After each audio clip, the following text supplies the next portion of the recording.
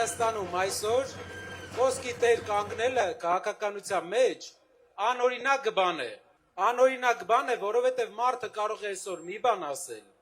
վաղը ուրիշ բան, մյուս օրը երրորդ բանը։ Ցավոք,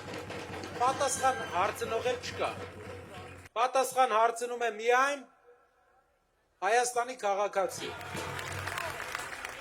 Մենք ասում ենք, որ իրավունքը պետք է գերակայի բոլոր դեպքերում քաղաքական հետապնդումների էջն է պետք է թողնվի անցյալու։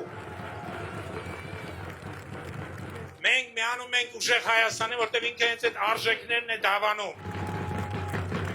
Եկեղեցու կողքին ենք կանգնել եւ այն սարքելու ենք ել ավելի ուժեղ։ Մենք ուժեղացնել ենք մեր ընտանեկան արժեքները եւ իզուր չէ Սամվել Կարապետյանը առաջարկում ֆինանսավորել նորաստեղծ ընտանիքներին, օգնել բազմազավակ ընտանիքներին։